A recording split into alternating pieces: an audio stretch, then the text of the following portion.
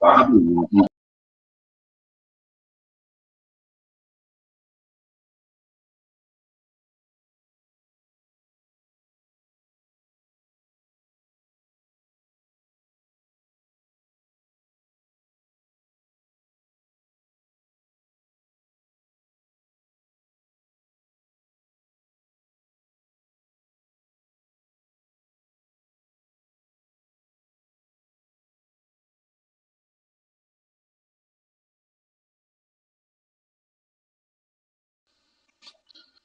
Eu e ele, a gente está. Sim, agora. Então eu vou começar outra vez em 15 segundos, doutor. Foram mais de 100 mil pessoas, doutor. Alô Brasil, alô mundo, mais uma vez estamos aqui iniciando a nossa transmissão, esse hangout especial, esse hangout exclusivo aqui com o Dr. Larry Ribeiro. Enquanto eu estou fazendo essa introdução, meu pessoal da parte técnica está verificando o áudio, nós tivemos uma explosão de audiência, onde a rede não aguentou, nós tivemos que ampliar a nossa rede aqui e vamos começar tudo novamente. Estou aqui só aguardando mais informações da minha parte técnica. O pessoal já está me dando ok, está todo mundo ouvindo. Isso é um bom sinal.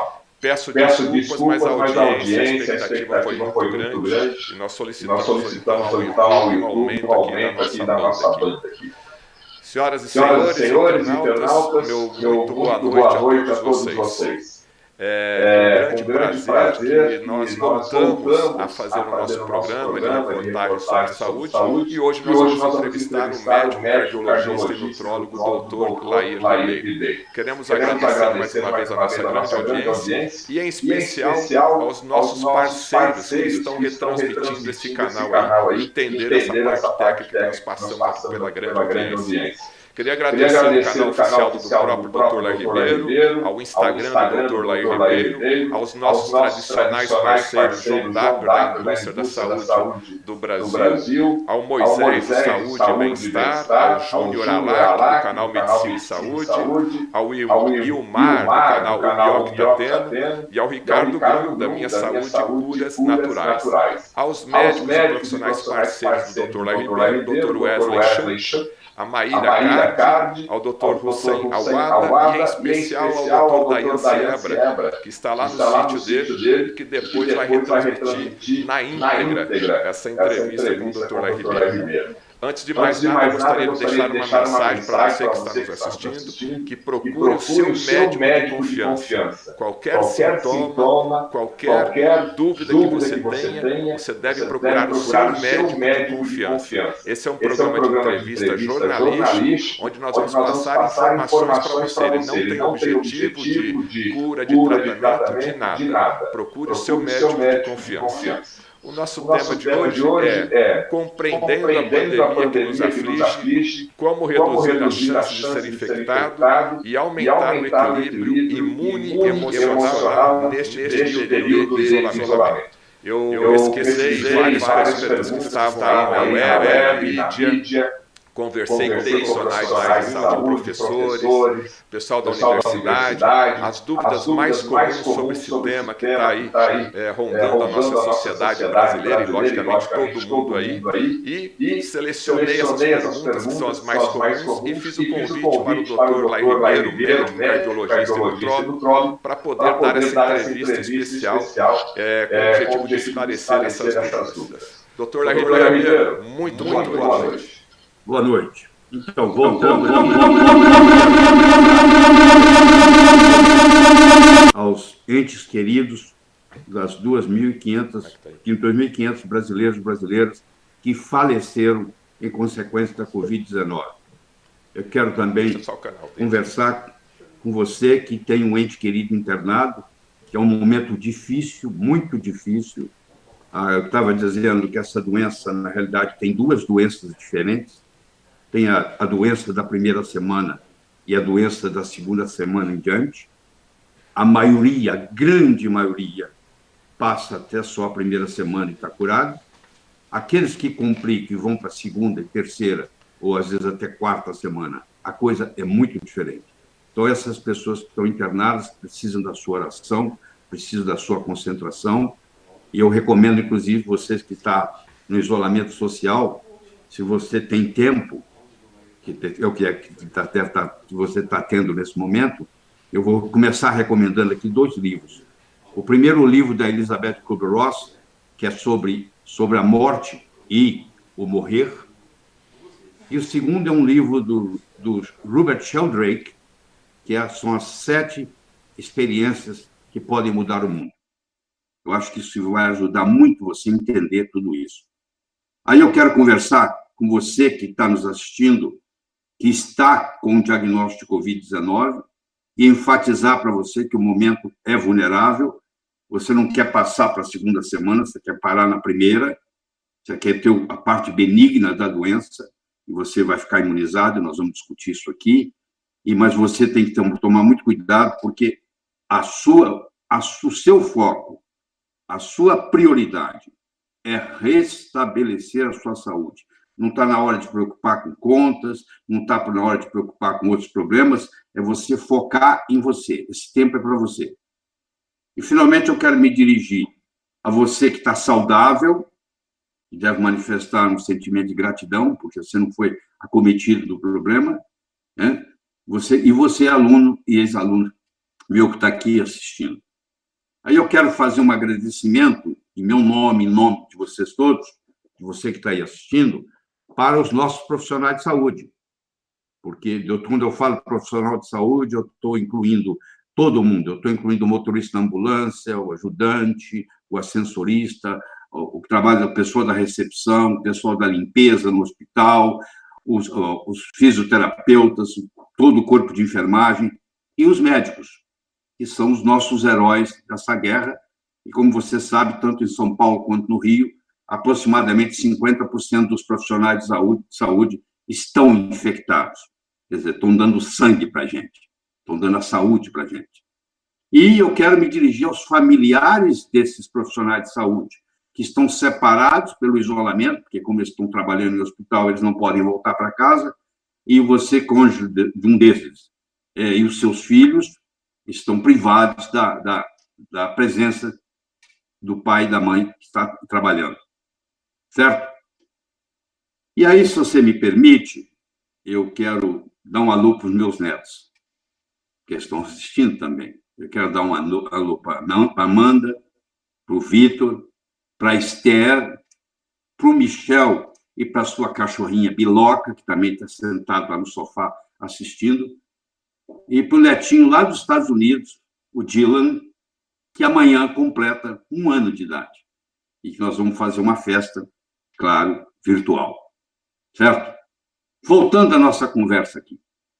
Eu quero começar essa conversa citando um teólogo americano chamado Reinhold Niebuhr. Você provavelmente já escutou a oração dele, mas vale a pena escutar de novo.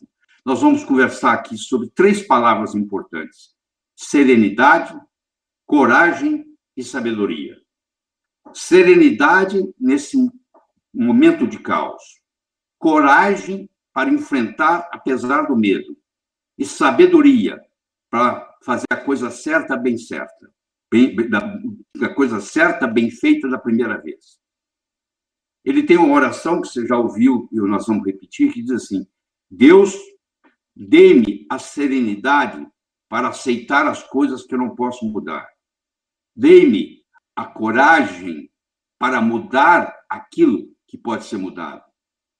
E dê-me, sobretudo, a sabedoria para distinguir uma da outra. E, com isso, eu acho que nós estamos prontos para responder as perguntas que o jornalista Fernando Betete tem para a gente. Ok, doutor Laí, muito obrigado. Gratidão aí eterna pelo seu tempo e pela sua dedicação em informar todos nós que estamos assistindo aqui. Vamos começar, então, a nossa entrevista. Uma pergunta bem simples, doutor. Qual é uma pergunta bem simples. A diferença entre gripe e resfriado? A pessoa acha que ela tem um resfriado quando ela tem uma gripe fraquinha. E são 2 entidades totalmente diferentes. E não somos nós que decidimos isso.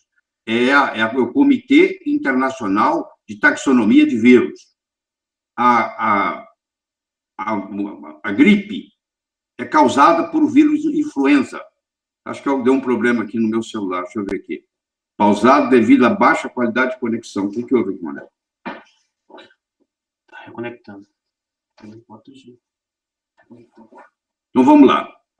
A gripe é causada por um vírus chamado influenza. Nós podemos citar na história. A gripe pior que já houve até hoje é a gripe, a chamada gripe espanhola, que era, para quem não sabe, um H1N1. Foi um H1N1 que fez um estrago enorme. A gripe espanhola, que não tinha nada de espanhola, você vai entender no minuto, ela atingiu 500 milhões de pessoas. E 50 milhões de pessoas morreram no mundo. O Brasil também foi afetado por ela. Ela durou de janeiro de 1918 a dezembro de 1920. Ela durou 3 anos. E nós, inclusive, perdemos o Rodrigues Alves, que foi o nosso 5º presidente, ia ser o nosso 10º presidente, tinha ganho e não conseguiu tomar posse porque morreu da gripe. Entendeu? E matou em torno de 35 mil brasileiros. Isso é gripe. Isso é causado pelo vírus influenza. Tem vários tipos de influenza. Tem o influenza A, tem o influenza B, tem o influenza C, tem o H1N2, o H2N2, o H3N2 e etc. Isso é gripe. Resfriado é outra história. Resfriado, que o nome veio porque quando você adquire um resfriado, é como se você estivesse sentindo frio, por isso que a gripe é chamada de flu, em inglês, e o resfriado é chamado de cold. O resfriado é causado por uma série de outros vírus, como rinovírus, retrovírus, adenovírus, VSR, que é dado em crianças, e no retrovírus está o coronavírus. Então, a doença Covid-19 não é uma gripe, tecnicamente falando, é um resfriado, porque a definição de gripe e resfriado não tem nada a ver com a sintomatologia, tem a ver com o tipo de vírus que está causando.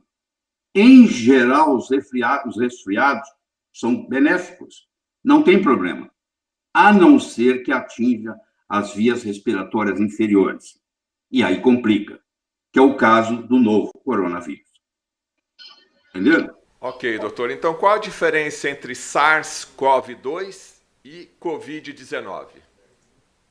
SARS-CoV-2 é o vírus que causa a Covid-19. O SARS-CoV-2 foi denominado assim pelo Comitê Internacional de Taxonomia de Vírus. A Covid-19 foi chamada assim, que vem de Coronavirus Infectious Disease, foi chamada assim pela Organização Mundial de Saúde. E por que 19? Porque o primeiro paciente que ocorreu na cidade de Wuhan, na província de Hubei, aconteceu no dia 17 de novembro de 2019. Por isso que chama Covid-19. Covid-19 é o nome da doença. SARS-CoV-2 é o nome do vírus. Muitos profissionais, eu vejo, inclusive na televisão, eles confundem uma coisa com a outra. Uma coisa é o vírus, outra coisa nem é uma doença, é a síndrome. Tecnicamente, Covid-19 não é uma doença. Tecnicamente, medicamente falando, a Covid-19 é uma síndrome, porque ela tem um conjunto de sinais e sintomas que estão presentes em outras patologias. Mas nós vamos, nessa apresentação aqui, nós vamos chamá-la de doença. Se eu juntar a parte do genético com essa cápsula, eu chamo de nucleocapsídeo. Existem vírus, como é o caso do novo coronavírus, o caso do SARS-CoV-2, que, além disso, é envelopado, tem um envelope, tem um invólucro. E no caso do novo coronavírus, do SARS-CoV-2, ele tem um envelope que é constituído de proteínas chamadas S, que é de spike, são espículas. São espículas. Espículas essas que vão penetrar na célula do hospedeiro.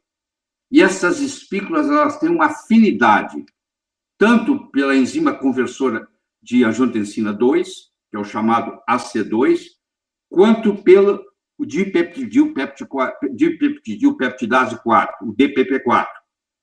Essas enzimas existem sobremaneira no pulmão, por isso que a doença tem essa preferência pelo pulmão, mas ela também tem uma preferência pelos rins, ela também tem uma preferência pelo aparelho, pelo sistema cardiovascular, ela tem uma preferência pelo sistema digestivo, porque em todos esses lugares você encontra esses tipos de receptores que o vírus se liga para entrar na célula.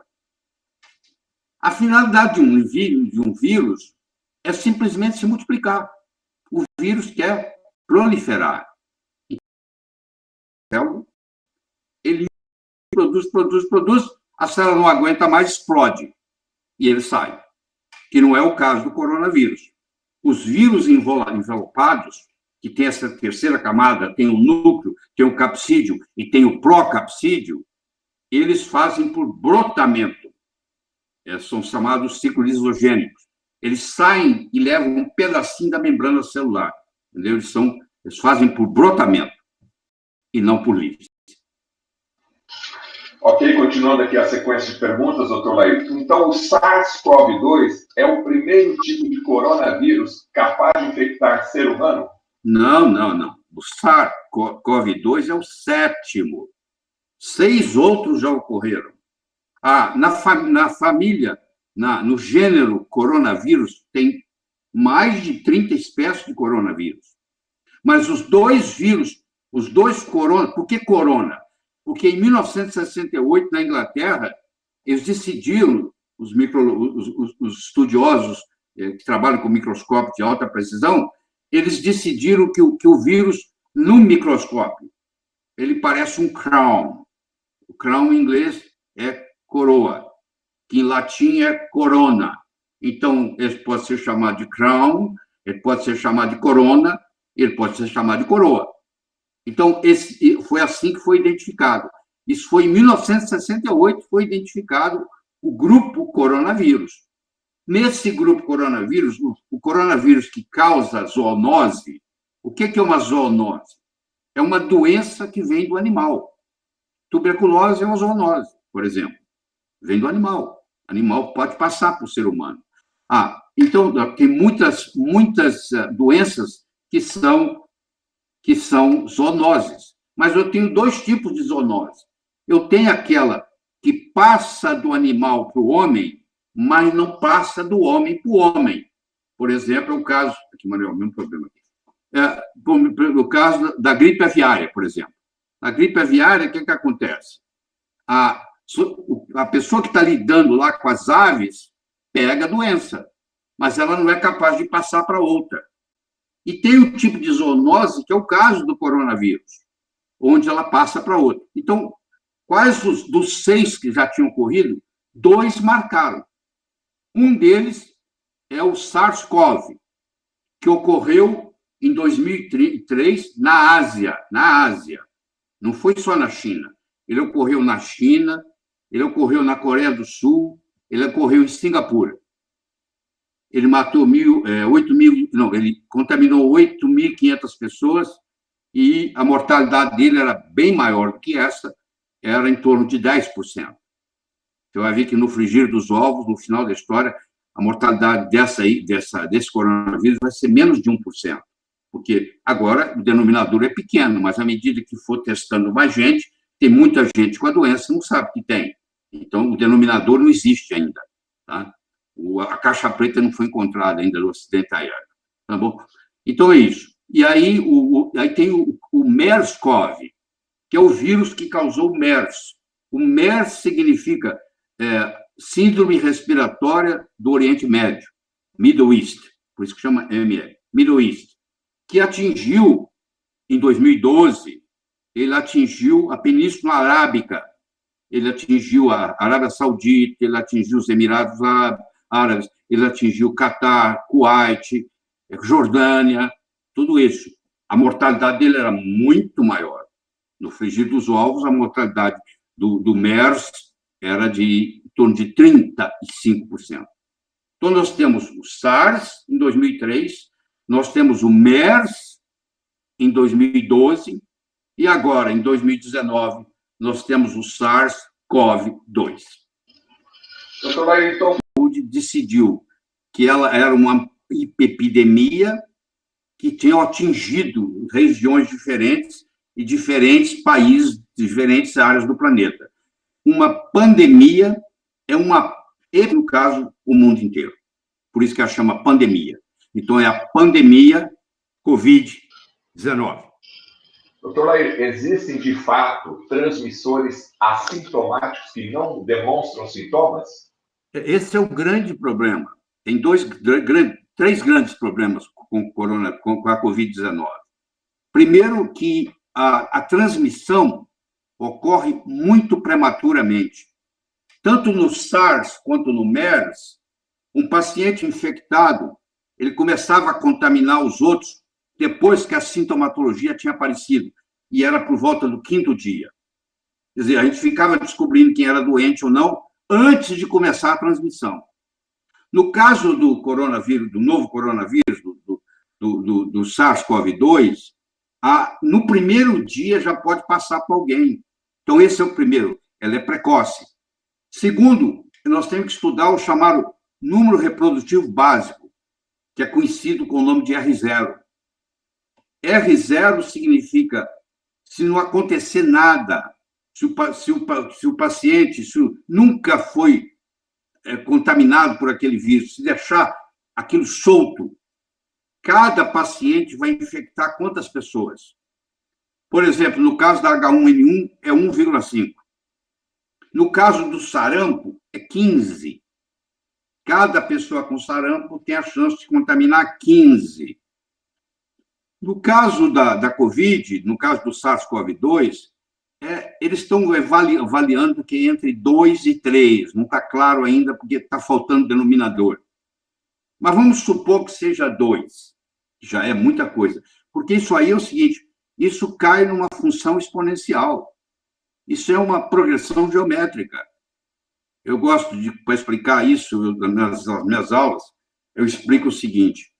Imagine que você e eu vamos visitar uma metrópole, vamos para o centro dessa metrópole, vamos dizer aqui em São Paulo, onde eu moro, e aí nós vamos abordar uma série de pessoas e oferecer para ela um emprego, que ela tem 2 opções de remuneração. Eu vou contratar essa pessoa para trabalhar para mim 31 dias, e ela pode receber de 2 modos. Eu posso pagá-la R$1 milhão adiantado, ou eu posso dar um salário para ela de 1 centavo por dia, e que aquele centavo vai dobrar todo dia. Então, é 2, é 4, é 8, é 16, é 32, é 64, é 128, é 256, é 512, é 1024, é 2048, é 4.096, é 8.192, é 16.384, você vai dobrando. Se você fizer isso, no final do 31º dia, a pessoa vai estar ganhando mais de 10 milhões por dia. Ela terá ganho, nesse período de 31 dias, mais de 20 milhões de reais. Esse é o poder da progressão geométrica, que a pessoa não entende. Mas por que está segurando? Porque está morrendo pouca gente. É porque a curva, se deixar a curva solta, você olha o que acontece. Então, o número reprodutivo básico é chamado de R0. Agora, o número reprodutivo que na prática é o chamado RE, é o efetivo. Eu tenho que basear no R0, que é muito importante na epidemiologia, mas eu tenho que pegar o meu RE, que é o efetivo, e fazer ele baixar mais ainda. Mesmo que o R0 de um SARS-CoV-2 seja entre 2 e 3, eu tenho que reduzir isso, porque senão a população inteira se contamina. Existe uma coisa que eu já vou discutir de saída, que é o chamado herd immunity, que é a imunidade de rebanho. que é o outro jeito de lidar com isso. Então, a imunidade de rebanho é quando para de contaminar as pessoas, já contaminou um X e para. Isso depende do número reprodutivo básico.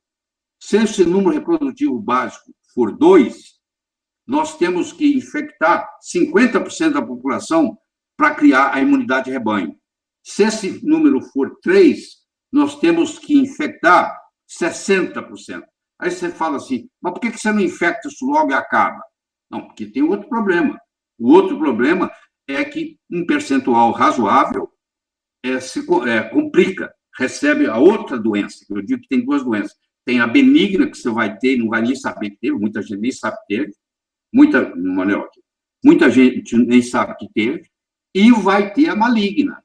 A maligna exige internação, existe ventilação mecânica, e aí, se não tomar cuidado, colapsa o sistema de saúde.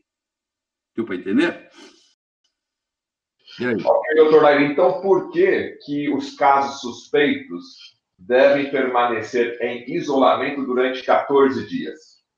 Porque de estudos já feitos lá na China, eles mostraram que o tempo de incubação do SARS-CoV-2 é no máximo 14 dias. No máximo. A média é 5, mas no máximo 14. O tempo de incubação. Quer dizer, se for 5 dias, há 5 dias atrás eu entrei em contato com o vírus e hoje eu tenho a doença. Mas eu posso entrar em contato com o vírus e só ter a doença daqui 14 dias. Entendeu? Só ter a doença daqui 14 dias. Então, como o máximo do tempo de incubação do SARS-CoV-2, da Covid-19, é 14 dias, então nós temos que cumprir esse período. E aí vem outro problema. O termo quarentena e o termo isolamento social. Primeiro, eles não são sinônimos. Mas aqui no Brasil já misturou tudo. Eles estão usando uns independente do outro. Quarentena, tecnicamente falando, é quando uma pessoa tem que ficar isolada, ou porque ela está doente, ou porque ela entrou em contato com uma pessoa que tinha, para ver se ela também vai ter. Isso chama-se quarentena. Isolamento já é uma estratégia usada para diminuir o grau de transmissibilidade da doença, de achatar a curva para não colapsar o sistema de saúde. O vírus pode ter um genoma que é um RNA, um ácido nucleico RNA, ou um ácido nucleico DNA. No caso do novo coronavírus, do SARS-CoV-2, ele tem, o genoma dele é um RNA de fita simples. Isso tem um problema. Eu vou explicar já agora, para adiantar. Que é o seguinte, quando o vírus tem só o RNA, como é o caso dos retrovírus, onde o novo coronavírus faz parte, esse vírus não tem um sistema de reparo de genoma. Se ele comete um erro, ou na replicação, ou na transcrição, ou na tradução, ele vai... São bastante técnicos, mas deve ter geneticista aí assistindo. Ele vai... Se ele cometer um erro, não existe um sistema de reparo para isso. Então, esse vírus, que tem o genoma dele RNA e não DNA, ele é mais propício à mutação viral, porque ele comete mais erros e ele acaba mudando, entendeu? Então, isso vai ter uma repercussão lá na frente, na hora da vacina. Porque se eu faço a vacina para um tipo de vírus e agora ele é um mutante, será que essa vacina que eu fiz para esse vírus vai servir para esse mutante? Ou não? No caso da gripe, não serve. Cada ano faz-se uma nova vacina, porque durante aquele ano o vírus influenza sofreu uma mutação viral. Então, tem que todo ano renovar. Eu não respondi toda a sua pergunta. Foi no dia 20 de janeiro... Não, desculpe. No dia 10 de janeiro, que foi... você lembra que tudo começou dia 17 de novembro, lá no Wuhan. Wuhan. Mas eu estou querendo dizer o nome do mercado lá. Era Yuanan. Lá no Yuanan, no mercado de Yunnan, que é um mercado de frutos do mar, entrou um sujeito e comprou um pangolim, porque o coronavírus ele vem do morcego. Todos os coronavírus vêm do morcego. O morcego é o reservatório dos coronavírus. Não é a China que fez esse vírus, não. Isso não é man-made. Isso não é feito pelo homem. Ah, essas teorias todas conspiratórias que tem aí não tem fundamento nenhum. E a China também não vai querer esse estrago no mundo. Eu vou explicar depois, se tiver alguma pergunta sobre isso. Mas lá em Yunnan, lá nesse mercado, na cidade de Wuhan, na província de Hubei, um cara entrou e comprou um pangolim. Se você não sabe o que é pangolim, entra procura aí no Dr. Google, PANGOLIN. Você vai ver que o pangolim é um mamífero parecido com um tatu, que tem escamas, que é uma iguaria gastronômica com uma série de fetiche. Se você comer um pangolim, a sua vida vai para frente. Eles têm essas crenças. Então, esses animais silvestres, que estão cheios de vírus, são comercializados nesses mercados, as pessoas comem, e você sabe que na China eles têm o costume de comer carne crua.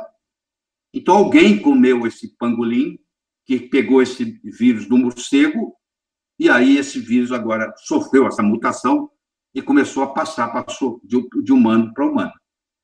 Tá?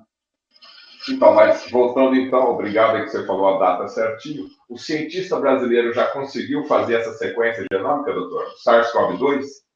Já sim.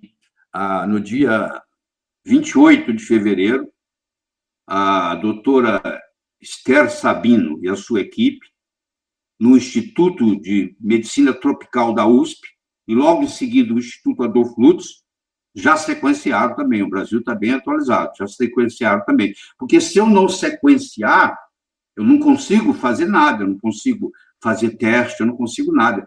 É fundamental que faça o sequenciamento. Fundamental. Doutor, é possível que o novo coronavírus, o SARS-CoV-2, seja o último vírus dessa série ou podemos esperar o surgimento de outros tipos no futuro? Infelizmente, nós temos que esperar por outros. Não é o primeiro e não vai ser o último. Eu tenho uma filosofia que eu digo assim, uma ocorrência não estabelece tendência. 2 ocorrências estabelecem tendência. Você tem um sócio, ele te engana, você perdoa ele. Se ele te enganar a segunda vez, rompa a sociedade.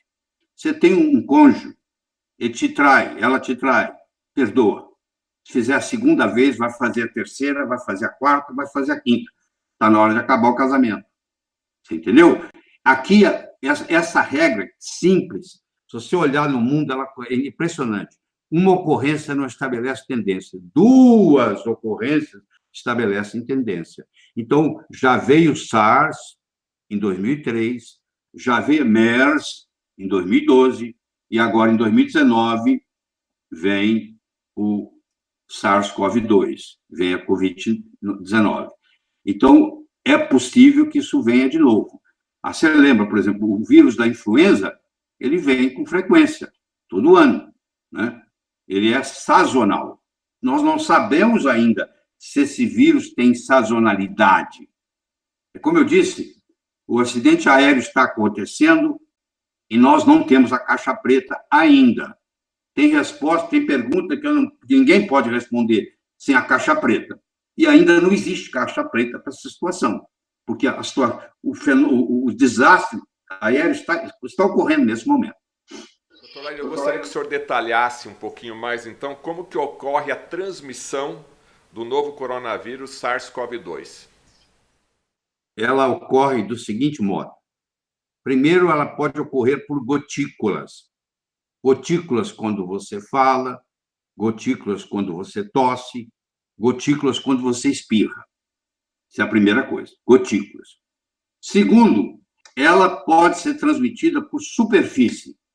Esse vírus, ele é viável. Eu não vou dizer que ele só vai sobreviver, porque nós podíamos discutir a noite toda aqui se o vírus está no limite entre a bioquímica e a biologia. Ele está com um pé na bioquímica e um pé na biologia. Tem pesquisador, tem cientista que acha que o vírus não é um ser vivo, e tem cientista que acha. Essa discussão podia ficar a noite toda. Mas o fato é que vamos chamar que ele é viável. Um vírus viável, ele é chamado virion. Esse virion, ele tem o núcleo, que é o genoma, ele tem o capsídeo, que é a proteína que protege o genoma, e ele tem o procapsídeo, que é o envelope, com aquelas proteínas S de spike, espícula. Esse vírus consegue viver fora do corpo, viver entre aspas, sobreviver entre aspas, fora do corpo, mais do que, por exemplo, o HIV. Pra você ter uma ideia. Tá? Para você ter uma ideia, o HIV. Então, ele tem essa habilidade. E então, ele pode ficar, dependendo da superfície, ele pode ficar até 76 horas. Né? Até 72 horas. Pode ficar 3 dias. Até 3 dias ele pode ficar, dependendo da superfície. Ele tem umas certas características que o vírus gosta. O vírus gosta de escuridão, o vírus gosta de umidade, tá? Ele gosta de temperatura baixa. A temperatura ideal para o vírus fazer a transmissão, já foi estudado isso, na época do SARS, eles fizeram esse estudo, que é na mesma linha, na mesma família, do mesmo gênero, que o SARS e o MERS, ele é 8,7 graus Celsius. Você viu que todos os lugares onde espalhou no começo, na China, na Itália, na Espanha, nos Estados Unidos, estava no inverno. Quer dizer, nós aqui vamos beneficiar um pouco mais, porque o nosso clima aqui, você vê na Itália, na Lombardia, que é lá em cima, tem muito mais problema do que em Nápoles, que é lá embaixo. Entendeu? Isso tudo interfere. Então, se a superfície é úmida, se ela é escura, se ela é fria, isso contribui para ele ficar mais tempo. Então, esse é o segundo modo, superfície. O primeiro é gotícula, o segundo é superfície. O terceiro, que levaram tempo para discutir, é o aerosol. Ele vem através do ar. Então, se eu aglomero um grupo de pessoas numa festa e tem gente com vírus, e ali fica aquele ar o tempo todo ali fechado, aquele ambiente, mesmo que eu não converse com a pessoa que está doente, mas só o fato de eu estar no mesmo ambiente, pelo ar, pelo aerosol que chama, pode chegar. E o quarto é o chamado orofecal. Eles já descobriram, já tem trabalhos publicados, de que o novo coronavírus sai nas fezes. Então, você tem que tomar muito cuidado, porque, às vezes, você tem higiene de lavar as mãos depois que você vai ao banheiro. A higiene tem que ser dobrada. Você agora tem que lavar a mão, não porque você foi no banheiro, mas lavar a mão de um modo que pode ser que você esteja com o vírus na mão, pode ter contaminado. É bem esclarecedor esse detalhamento aí da transmissão. Agora, quais são as manifestações clínicas, né, os sintomas de uma infecção causada pelo SARS-CoV-2? Naquele que vai ter a doença benigna, é muito simples, né? É um estado gripal. É uma febre, uma dor de cabeça, muito comum você ter o que se chama hipogeusia. A palavra geusia quer dizer paladar. A palavra anosmia quer dizer olfato. Se eu tenho ageusia, eu não tenho fome nenhuma. Se eu tenho anosmia, eu não sinto dor nenhuma. Geralmente, você não tem ageusia, anosmia. Você tem hiponosmia e hipogeusia. Eu já vi casos escrito na literatura, onde o paciente, a única coisa que ele tinha era hipogeusia. Ele perdeu a fome e não conseguia comer nada. É o único sintoma que ele teve. Geralmente não vem esse sintoma sozinho, mas isso, medicina não é matemática. Tudo é possível, entendeu? Agora, doutor Laír, uma pergunta bem focada aqui. Qual o melhor tratamento para qualquer doença? O melhor tratamento para qualquer doença é não adquiri-la. Eu acho que saúde é um legado de um modo como você vive, o que você come. Isso que a medicina precisa despertar, porque, por incrível que pareça, o PubMed tem 23 milhões de trabalhos médicos publicados. E não é um dos melhores, é o PubMed. 23 milhões. Não temos nutrição na faculdade de medicina. O médico sai da faculdade sem entender nada de nutrição. E se ele não teve esse assunto na faculdade, ele acha que isso não existe. Se o seu carro, se ele é a álcool, e você parar no posto e colocar gasolina, você não vai muito longe, ou vice-versa. Você não vai muito longe. É simples entender isso. Nós temos que comer coisas que o nosso genoma está preparado. O nosso genoma, segundo os geneticistas, não sofreu mudança radical nos últimos 20 mil anos. A comida da sua avó já era diferente da sua bisavó, da sua tataravó, muito mais. A comida que nós comemos hoje, ela não é compatível com o nosso genoma, porque o nosso genoma é de 20 mil anos atrás. Então, é fácil de entender. Meu carro anda com gasolina. Se eu colocar álcool, eu vou ter problema. Então, como nós não temos esse treinamento de nutrição na faculdade de medicina, a gente não dá valor para isso. E aí as pessoas, como não são bem nutridas, elas têm deficiência. E uma das deficiências, infelizmente, vai com relação ao sistema imune. E aí, você sabe, 10 pessoas entram numa sala, 2 pegam gripe, as 8 não. Ué, por que as 8 não pegaram, se o vírus estava lá para todo mundo? Porque elas têm um sistema de defesa diferente. Você que está aí em isolamento social, está na hora de você se reinventar. É uma grande oportunidade para você se reinventar. Começa a fazer ginástica, para de fumar, para de beber, para de fazer uso de drogas, entendeu? Passa a comer mais, passa a tomar 6 copos d'água por dia, no mínimo. Ou ela pode ser definitiva, nós não sabemos ainda. Isso é a primeira coisa. Segundo, mesmo que eu tenha uma imunidade definitiva, se o vírus mutou, talvez aquela imunidade que eu tenha contra aquele epítopo que está lá, já não é aquele epítopo mais. Então, não adianta aquele antígeno, entendeu? Porque a parte mais importante do antígeno chama epítopo. Se o epítopo mudou, que é uma fraçãozinha do antígeno, aquela imunidade pode não servir mais. Então, já existem casos que estão classificando como reativação do vírus, eu não sei o que é isso, é um termo que eles criaram, mas pessoas que tiveram a doença de novo, já tem casos escritos na literatura. Agora, nós temos que levar em consideração que muitos desses exames, o pessoal está aprendendo a fazer esses exames. Esses exames dão muito falso negativo, falso positivo. Então, eu já vi casos que a pessoa teve a doença, não achou no RT-PCR, aí ela teve a doença, a imunoglobulina G não subiu. Quer dizer, existe muita... Agora, doutor, e quando que os exames laboratoriais comuns, né, começam a detectar a presença dessa doença? Bom, o exame de sangue comum, na primeira semana, o que ele mostra é talvez na referência do laboratório, a parte inferior dos linfócitos.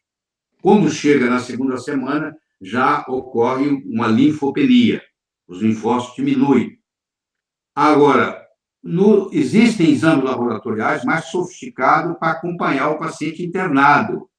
Isso aí tem números, tá?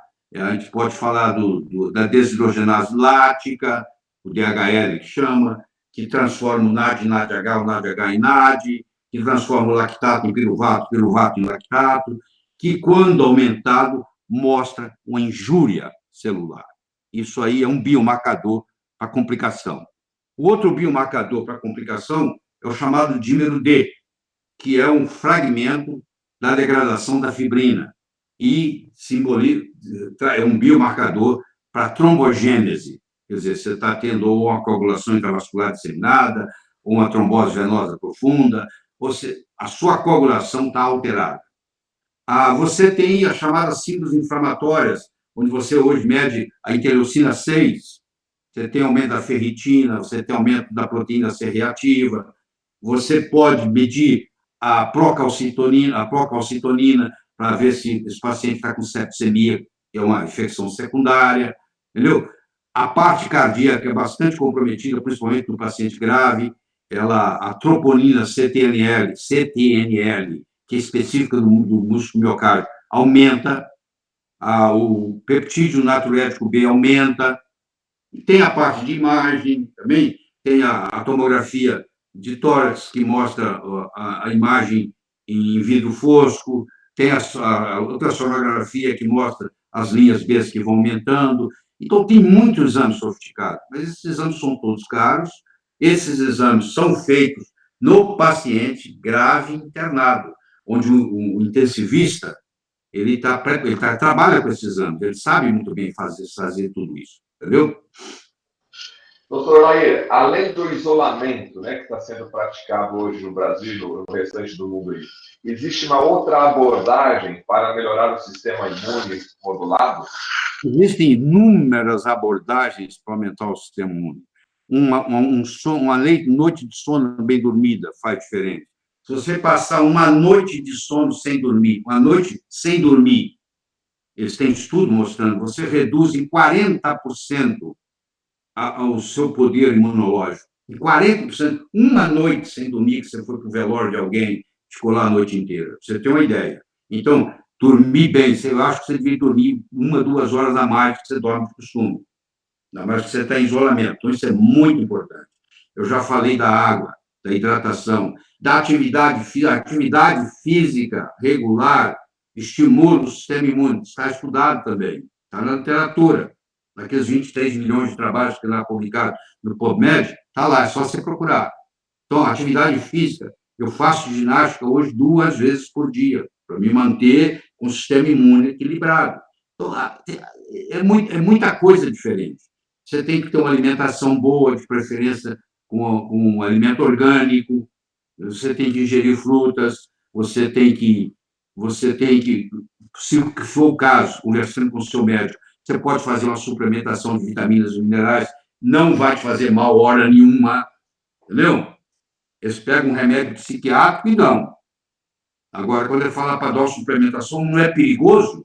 Perigoso são os remédios controlados que tem aí, essas drogas lícitas. Isso é que é perigoso. Mas como é droga, comprou na farmácia da esquina e o médico receitou, você pensa, leia a bula. Eu quero ver se você lê a bula dessas drogas tarja preta, eu quero ver se você toma. Entendeu?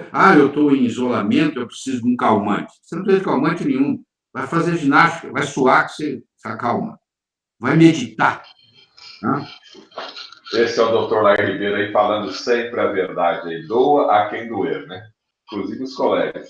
Doutor Lair, um tema polêmico aqui, que o senhor vai mexer com as mães, inclusive, que têm filhos, né? Como tratar a febre do Covid-19?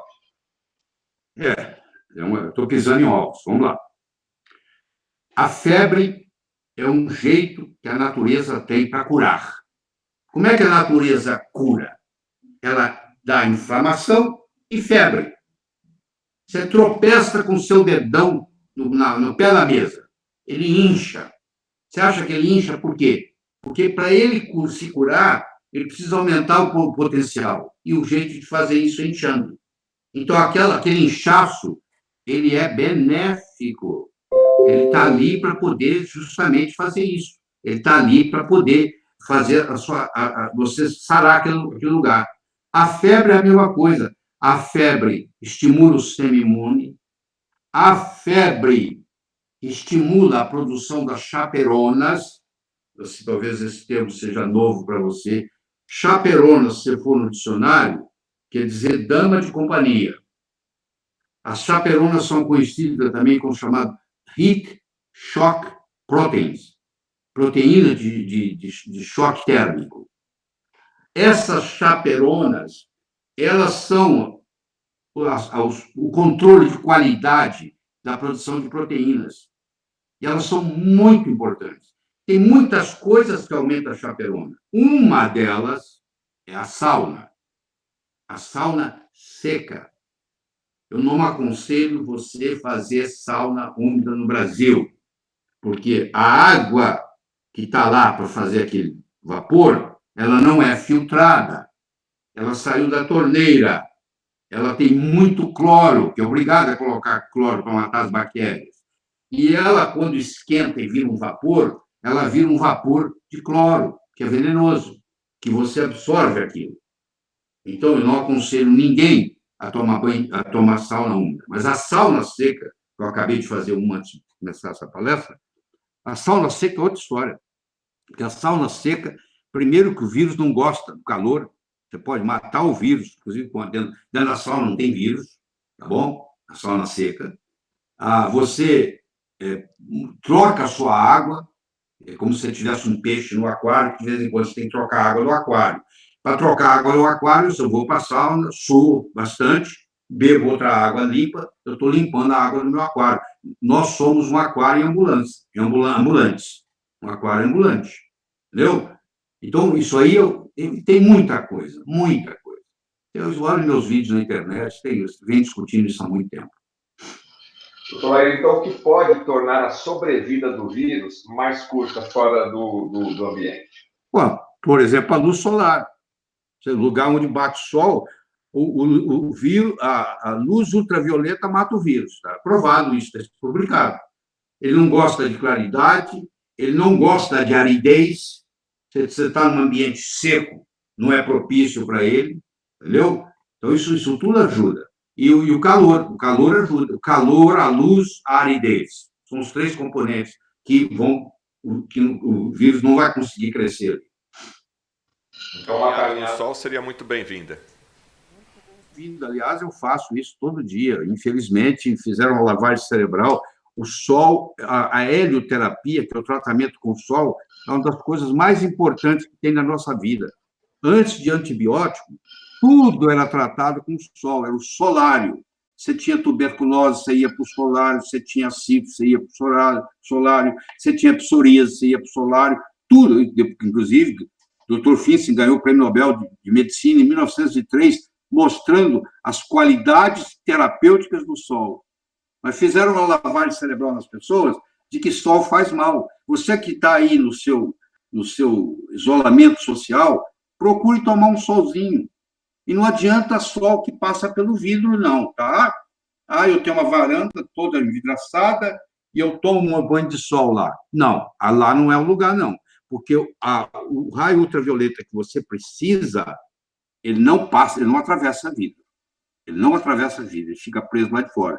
O ideal é você andar, que seja 10, 15 minutos por dia, num lugar onde você tem o sol batendo na sua cabeça. Tá bom? Ok, doutor Lair, então vamos lá. Qual o tratamento específico para a Covid-19? Não existe tratamento específico para a Covid-19. O H1N1, por exemplo, tem. Você lembra do Tamiflu, né? É o Oseltamivir, que é o Tamiflu, que não está aplicando em coronavírus, não serve para esse vírus. Se serve, eu não li trabalho nenhum. Mas, por exemplo, para H1N1, o Tamiflu serve. Tanto é que, na época que veio a Tamiflu, veio a H1N1, você lembra que sumiu o Tamiflu no mercado. E hoje, se você está aí, tem a bula, está lá, mostrando que tem uma ação antiviral. O que interessa é vamos de novo, é o sistema imune. De qualquer jeito que a gente conversa, é o sistema imune. Aquela pessoa que vai pegar a Covid-19 e nem vai ficar sabendo que teve, isso vai ter muita gente, você vai começar a ver agora com os exames, essa pessoa tinha um sistema imune preparado para receber isso, entendeu? Quem está acostumado a matar lagartixa não tem medo de jacaré. Não, é o contrário. É o contrário. Quem está acostumado a matar jacaré não tem medo de lagartixa. Quer dizer, o sistema imune que é capaz de defender, ele vai tirar de letra isso. Senão, aqui, ó. Pessoal que está aí vocês que estão aí assistindo pelo Instagram, vai ter que parar um pouquinho, porque o Instagram só deixa por 1 hora, e de imediato vai voltar. Fica tranquilo. Vamos aguardar, então, esse tempinho aí. Nosso assessor técnico, o Emanuel, está reinicializando ali o Instagram para o pessoal dar continuidade aqui ao nosso bate-papo com o Dr. Lair Ribeiro.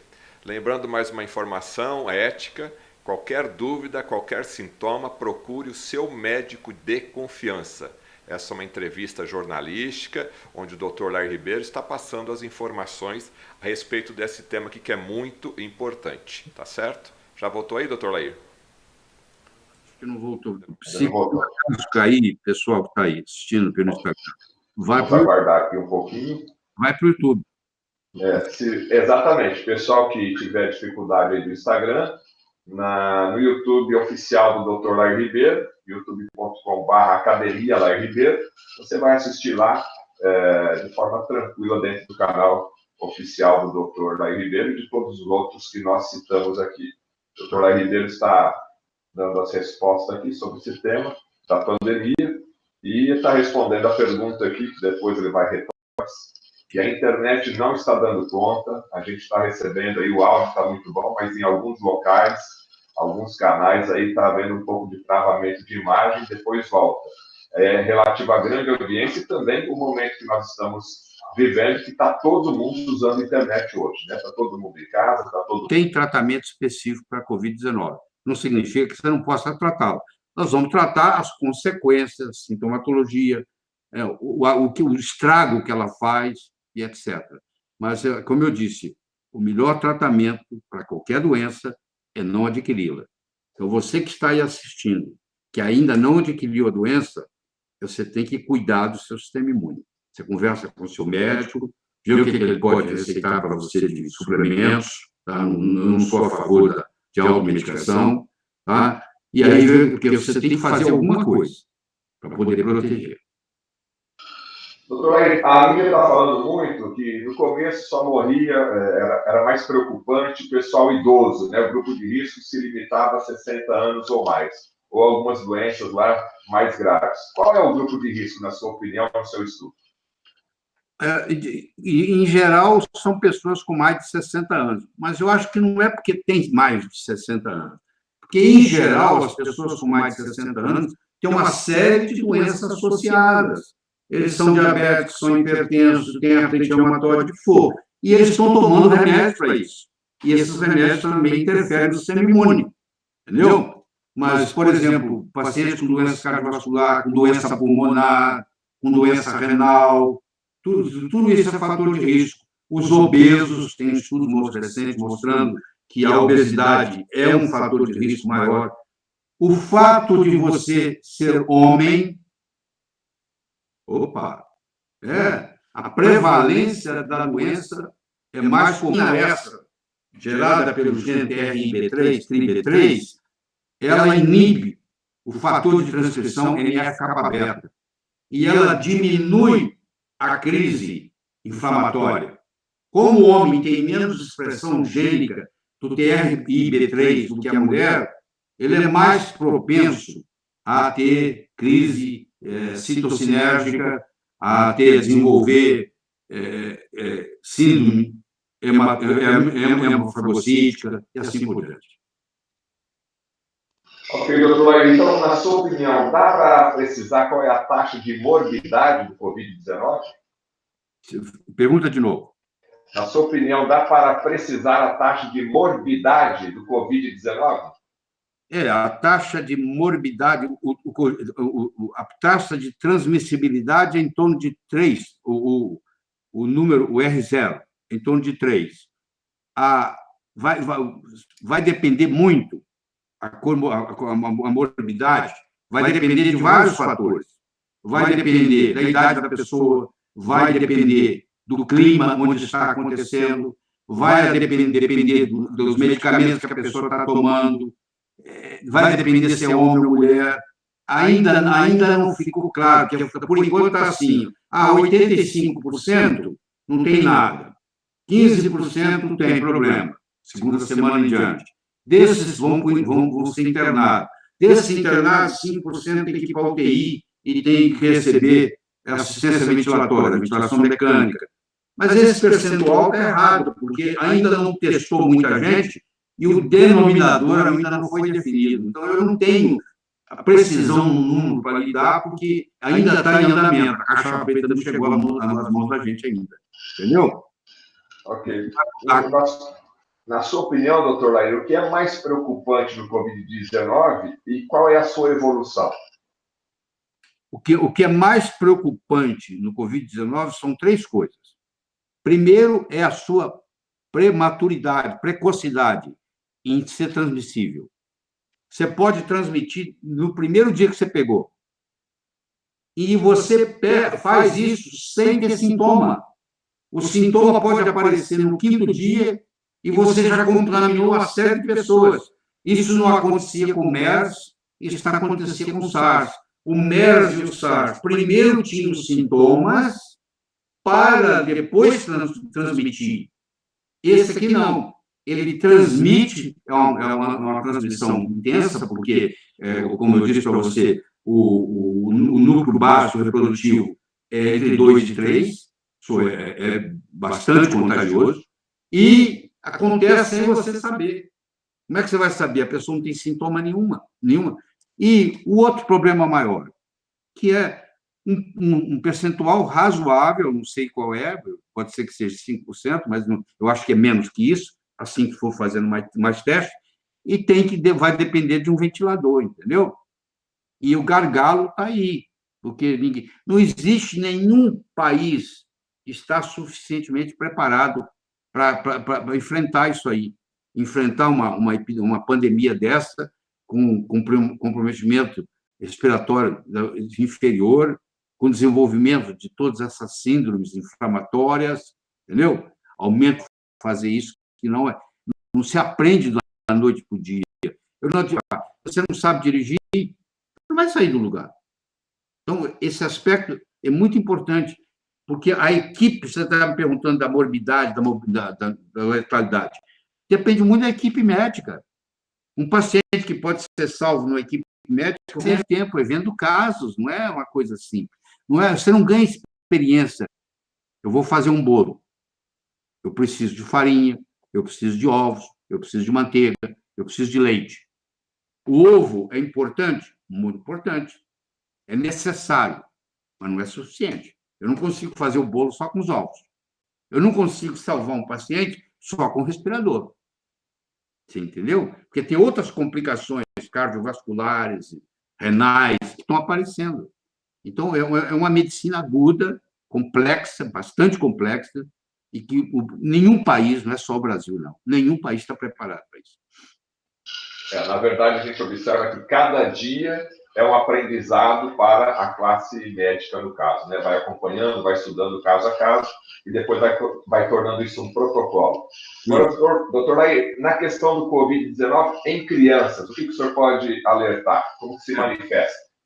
Existe um vírus chamado VSR, que é o vírus sincicial respiratório, que causa problema sério em criança, causa um processo respiratório de vias respiratórias inferiores, que não causa problema no adulto, é o chamado VSR. Então, uma criança, um bebê, às vezes tem que ser internado com urgência por causa desse vírus. Agora, o SARS-CoV-2 é exatamente o contrário do VSR. Como a criança não tem sintoma, ela pode estar com coronavírus, passando para o pai, passando para o avô, passando para a família inteira, sem saber. Você entendeu? Porque não tem sintoma. Então, tem vantagens e desvantagens.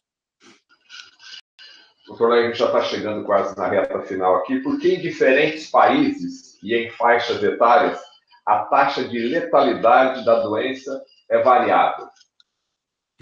Se a cepa L é muito mais agressiva, vai dar muito mais letalidade.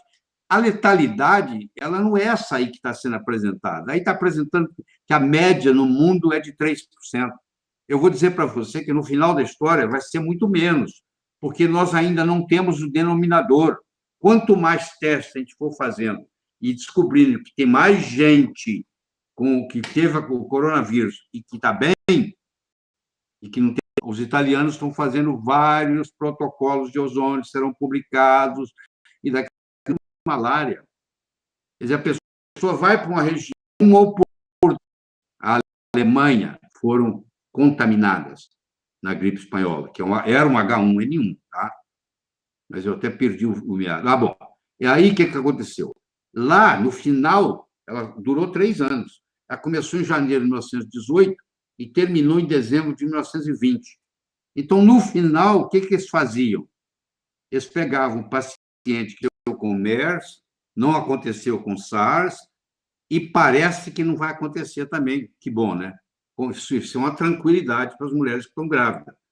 Tudo indica até agora de que não existe essa transmissão vertical, um regime autoritário. levando, e eles lidaram com isso. E durante todo esse período, eles estudaram. Aliás, não é só a China. A China, a Coreia do Sul e a Singapura, que são os três que saíram melhor para essa história toda, já estão voltando toda a atividade. Meus amigos, os animais silvestres são reservatórios de coronavírus. Quanto mais você vai chegando perto desses animais e até ingerindo eles, porque o pangolim é um animal de extinção, mas é um fetiche comer pangolim, que acha que é uma iguaria gastronômica enorme se comer um pangolim. Então, o pangolim, ele é o morcego passa o vírus para ele. Então, por isso que eu disse, se nós continuarmos invadindo o espaço dos animais silvestres, nós vamos continuar tendo que lidar com o coronavírus. Mas deixa eu falar mais sobre a China. A doente, e aí não vende aparelho, ele não vende telefone, ele vende tudo. Ele é o maior produtor do mundo. Ele exporta tudo. A China é o maior consumidor do mundo. É quem mais compra do Brasil, sabia disso? É o maior comprador do Brasil. A China é referência, benchmark, é referência no mercado financeiro. Quando a bolsa da China sobe, a bolsa do mundo inteiro sobe. Quando a bolsa da China desce, todo o mundo inteiro desce. Eu tenho que torcer pela China, porque se a China estiver bem, o Brasil também, o mundo também. Então, vamos deixar essa história de conspiração para lá, que as culpadas da China. Imagine se esse vírus tivesse aparecido no Brasil. Você acha que o vírus apareceu no dia 17 de novembro e menos de 2 meses depois estava sequenciado? Hein? Não. Quer dizer, e agora ficam pondo culpa. Eles demoraram muito. Que demoraram muito? Se tivesse saído de Nova York, seria muito pior. Eles até foram muito rápidos. Isso é uma complexidade muito grande. Terreno biológico. Se eu plantar uma semente de um carvalho num asfalto, num cimento, não precisa ser nenhum gênio, ela não vai crescer. Eu preciso de um terreno preparado para a semente germinar. Essa história toda de vírus e bactéria tem o seu papel, mas eu acho que mais importante ainda é o terreno biológico. Quer dizer, se eu preparo o meu terreno biológico bem, eu vou ser capaz de ter isso. Então, eu acho que você tem que parar de fumar, parar de beber, parar de ingerir drogas, parar de diminuir as suas açúcares, as suas frituras, aumentar a sua hidratação, ter um médico de referência para caso você se sinta mal, você fala com ele, aumenta a sua atividade física. Então, eu acho que você tem que aproveitar esse momento, não só para se defender da Covid-19, mas também para se reinventar. Tá? Para se reinventar. O teatro chama Somos Ser. É o seguinte, como é que eu fico melhor do que antes? Como é que eu uso esse tempo que eu estou em casa para aprender algo diferente, para ler um livro, para estudar, para escrever, para ler, por exemplo, o livro de Elizabeth Kubler-Ross sobre morte, morrendo, o ato de morrer, o livro do Rupert Sheldrake, que eu citei, os 7 experimentos que podem mudar o mundo. Esse tipo de trabalho que você tem que fazer. Vamos sair mais pobres? Vamos, mas talvez saiamos mais felizes e mais preparados. Estão por vir. Obrigado. Aí as palavras do Dr. Lair Ribeiro. Gostaria que todo o público que está nos assistindo aqui agora tivesse um pensamento de gratidão para emanar aí para o Dr. Lair Ribeiro e para toda a sua família, que teve esse momento de doação dessas informações para que nós crescêssemos um pouco mais. Muito obrigado, Dr. Lair Ribeiro. E eu gostaria, Dr. Lair, como tema do nosso bate-papo, da nossa entrevista compreendendo a pandemia que nos aflige. Como reduzir as chances de ser infectado e aumentar o equilíbrio imune emocional neste período. Eu fui o pioneiro, um dos pioneiros em trazer a programação neurolinguística para o Brasil. Você sabe, eu tenho 38 livros publicados, muitos deles nessa área, então eu não teria nenhum problema. Muito obrigado mais uma vez, Dr. Larry Ribeiro, e a toda a sua família, nossa... Ele parou, mas não posso falar. Mais nada. Oba!